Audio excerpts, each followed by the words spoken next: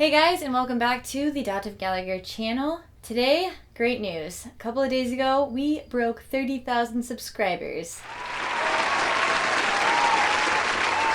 Thank you guys so much for that. Really happy about it. In other news, I also picked a winner for the Blackout Poetry Contest. If you missed last week's video, I showed you guys how to make blackout poetry, and I challenged you to get creative and make some poems of your own. The results were awesome. You guys should be so proud of your unique illustrations and your clever poems. I loved so many of them. Thank you for sending them to me. Unfortunately, I could only pick one to be the winner, so here is my choice. I'm a madman, desperately afraid of the day I snap. That one gave me chills, and you guys know I have a soft spot for all things creepy. So, congratulations, Nathan. Thank you to all of you, though. I really enjoyed reading all of your poems. And I'll be contacting you soon, Nathan, so I can send you a copy of my poem. Okay, now it's time to get to today's video, which is about body image and beauty standards. I want to share with you guys one of the best products I have ever used. It's called Beauty in a Bottle. All you have to do is apply this 2 times a day, and I promise it will change your life. This stuff will make you or anyone you know beautiful. With Beauty in a Bottle, you might actually get that promotion at work that you've been wanting, because people will start respecting you for your good looks. You'll start making more friends, and that person you've been secretly admiring will finally notice you. Everything about life will start to get easier, and you will finally start to love yourself the way that you've always wanted to. Obviously, this is all a bunch of bullshit. But have you guys noticed that in commercials and magazine ads, beauty has started to become just another product that big companies want us to buy?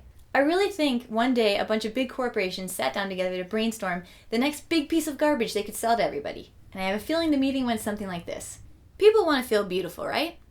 How can we exploit that desire? I know, let's create beauty standards out of thin air that are preferably difficult, if not impossible, to achieve for most people. And then let's tell consumers that we can sell them something that can at least help them pretend that they fit into this random set of characteristics that we're marketing as beautiful. People will totally buy it, and we will all be millionaires. The craziest thing about all of this is that their plan worked. Most people on the planet do not think that they're beautiful, and as a whole, we spend a ridiculous amount of money each year trying to make ourselves beautiful. What if people knew the truth? What if people knew that this silly idea of beauty that was made up by the media and by advertising companies, what if people knew that it didn't exist? What if people knew that beauty was not something that you could buy in a drugstore? What if people knew the truth? The truth that this thing that we want so badly, the thing we'll give up so much for, is something we actually already have. What if people knew that they were already born beautiful? These companies would go out of business. I know this is an incredibly difficult concept to accept, because for most of our lives, the message that we're not enough, the message that we're not in fact beautiful, has been fed to us. But I want you to try something. Try closing your eyes. Think back to a time when you were very small, and you were so young before you learned these lies about beauty, and try to think about someone you admired, someone you thought was beautiful. A friend of mine once told me that when she was a little girl, she thought her mom had the most beautiful fingernails. They were long and healthy, and to her they symbolized maturity and womanhood. She hoped to have nails just like that when she grew up. When I was a little girl, I loved my mom's big, curly, beautiful hair. I never once remember thinking someone was beautiful because they were a size 0, or they had flawless skin, or no crooked teeth, or a gap between their thighs. There was a time when all of us knew what real beauty was. However, we do start to learn these lies about beauty at a very early age. The first time I remember feeling self-conscious about my body was in about 3rd grade. I'm not sure how I started to feel this way, but one day I noticed that I had a lot of hair on my arms. My hair is also very dark and thick, and I had a lot of dark, thick hair on my arms. At this point in my life, I also knew that most beautiful women in magazines and movies did not have hairy arms. I knew that Disney princesses didn't have hairy arms, and I knew that most of my friends didn't either. So I started to wear long-sleeve t-shirts and hide my arms whenever possible. And then one day, while in the shower, I decided to take drastic measures. I took my mom's razor and I shaved my arms. As a tiny little 3rd grader, I stood in the shower and shaved all the hair off both of my arms. I was sure it was going to make me feel better, but it didn't. As soon as I got out of the shower, I felt an immediate sense of regret. My arms felt naked and slippery. I felt so strange and not myself, and I was sure people were going to notice what I had done. I suddenly felt like a tiger without her stripes. The hair grew back in a couple of weeks, and I never shaved my arms again. Later in college, one night I was working late in the computer lab, and my friend was working beside me, and at some point he leaned over and smiled at my arms, and he said, "You have the cutest little baby wolf arms." My immediate reaction was to be insulted, but as I thought about it and I let the words sink in, I started to like the sound of them. I had never been able on my own to compare my arms to something as beautiful as a baby wolf.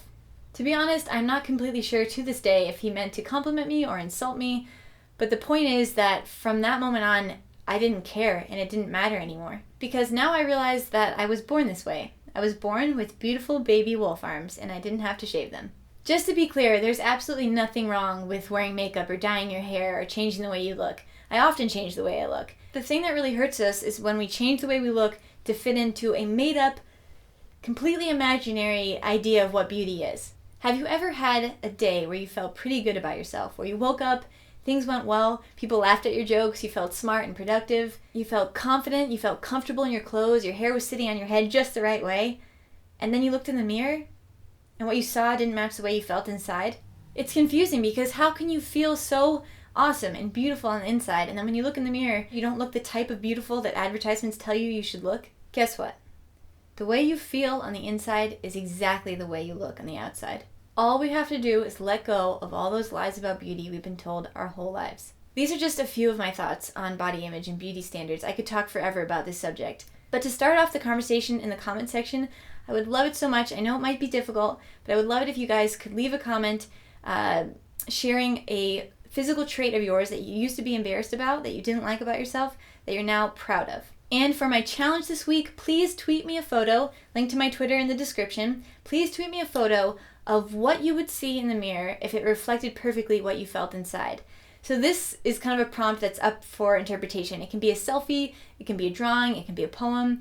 Just send me a photo of it on Twitter and I will pick my favorite for next week. If you liked this video, don't forget to subscribe, and I will see you guys next time. Because you can use paint. I've seen people do that before, which is also really cool, paint or ink, but it covers up the words completely. You kind of lose the texture of the pre-written page.